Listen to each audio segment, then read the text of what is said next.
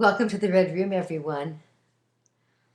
It's Wednesday, the first Wednesday in August 2010, and I'm happy to be here talking this evening about the sixth of the six internal components of a marriage relationship. And here's the model for my designer marriage, the kind of marriage that I want you to be able to design for yourself. And this is on my website in the area about marriage. So if you haven't already, grab the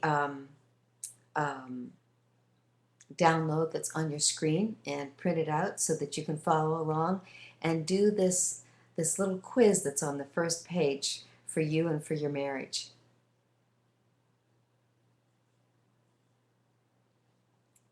Okay. Good evening. I'm Heather Carlile, and it's my delight to welcome you to the Red Room this evening. We're talking tonight about creating happiness in your marriage, in your intimate relationship. And you'll see the download on the side of your screen there that you can print for yourself and use this quiz. So these are the 7 practices of happiness. Now, practices means that this is a skill that can be practiced and built. Just like you're not much of a musician usually unless you practice, unless you learn the scales, the keys, how to read music, how to manage the instrument that you're playing. It's the same thing with a marriage. It's like playing an instrument, and as a husband or a wife or a man or a woman in an intimate relationship, how we are affects the other person.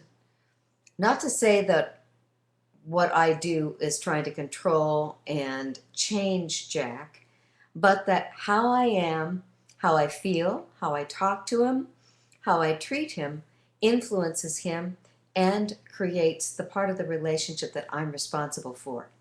So creating happiness is our responsibility. Well, that's after the love cocktail wears off. In the beginning of the relationship, when you're so hot and obsessed with each other and it's divine, well, then after that wears off, we're responsible for practicing and creating the good things that go into a deep, mature, substantial designer marriage.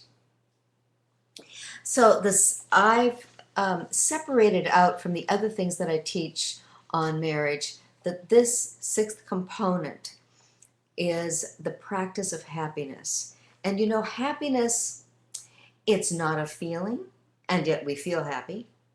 It's not a thought, and yet we think happily. It's not really part of your body, and yet our body feels happy. It's more. It's all of those and more.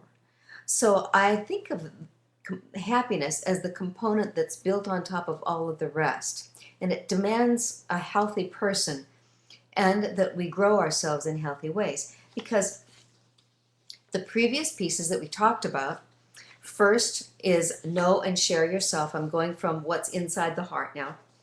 Know and share yourself, your personality, and hopefully you're confident and have a sense of purpose that you're healthy yourself. Number 2, that you share common values, standards, priorities, things that are really meaningful to you. Number 3, that you're best friends. And of course, the top component of best friends is that you have great communication, because best friendship is founded on sharing each other, sharing everything with each other. Number 4, emotional intimacy, which has to do with emotional intelligence and opening your heart and communicating in ways that are safe and emotionally intelligent, which means without disrespect. The 5th is the romantic bond, which is the chemistry, the sense of really being attracted to each other, the sexual part of your relationship. That was last week. And then this week, the 6th part, your happiness together. So the first page, I have a beautiful quote that I wanted to share with you, and I'll read it, by Edmond de Goncourt, that Frenchman, obviously. Today I begin to understand what love must be, if it exists. And we all believe that it exists. We all want to live it and love it and have it close to us. When we are parted, we each feel the lack of the other half of ourselves.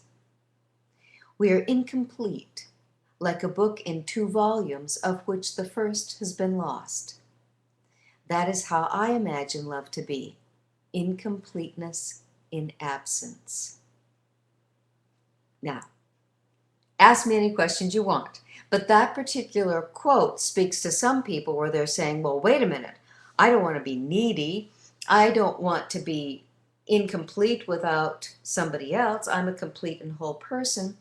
And this quote speaks to how I think of human beings. And I think I've shared this with you before, but to reiterate, we are a whole man and a whole woman, or a whole woman and a whole man, or 2 people, 2 whole people in a relationship, and that the relationship completes us. So that yes, this is a whole individual, but a marriage or an intimate relationship is necessary for most of us for our health and happiness, which means without Jack, I am incomplete. There are roads that I cannot journey down unless I'm with him. There are parts of myself that I could not know, that I could not discover, that I continue to discover only because I'm married to Jack and because we love each other. So there are parts of me that I could not have, and therefore I was incomplete without him. When I'm away from him, I'm not needy, I'm not scared, I'm not, lost, but he's like a magnet. I always want to come back to where he is my home. And so I love this quote because of that. If you have worries about that, or if you agree with me, or if you have questions about it, please type to me. I love it when you communicate with me and ask questions. So this is a list of traits of happy couples. How many of these do you have in your marriage or your relationship? And are there any missing for you now? So desire for happiness. Some people don't want happiness. I don't know about you, but I do. Sometimes I'm not very much in touch with that because a lot of my life I was too serious and there wasn't much happiness. So I've had to practice happiness. And certainly with my life and with Jack, there's never a day when happiness isn't natural. Belief that we can be happy together. Now, various detriments happen in one or both of the individuals where they decide that there's not enough here or they can't be happy here. And I'll have to tell you, the new statistic about marriage relationships is that when a couple starts talking about divorce, if they do their work, if they go to see a marriage counselor and take some classes, educate themselves, and then practice it in their relationship with each other, after 5 years, if they hang in there and do the work, after 5 years, only 12% divorce. The rest of them are either happy or very happy. So, belief that we can be happy together. And sometimes when a couple comes to me in my private practice, I'm the one that says, I believe in your relationship. They're saying, well, I love this person, but it's not here. Well, I love this person, but if it doesn't change, I'm gone. And I'm saying, well, since you love each other, we can do this. I believe in your marriage, and if you want to do the work, we can do it. And it's true. Third thing, commitment to our happiness. Sometimes it's a commitment to our home. Sometimes it's a commitment to co-parenting. Sometimes it's a commitment to save money. Sometimes it's a commitment to just indulge in play. Is it a commitment to your happiness? Making sure each other are happy, going the extra mile to do something that makes your beloved know that he or she is loved and that you're happy with them. You know what the simplest thing is, and Jack taught me this, a smile. I never smiled as much in my whole life, I think, as I've done in the first few years with Jack. It's so easy to smile because I know he loves me, and I know he believes in our happiness and in me, and it's the simplest and yet most difficult thing, isn't it? So smiling is a belief in we are happy and a commitment to our happiness. Goodwill toward my partner. Goodwill. I just got off the phone with a lady, and she said she's looking at herself and saying she's too grouchy and she's too negative with her husband. She doesn't know how to stop it.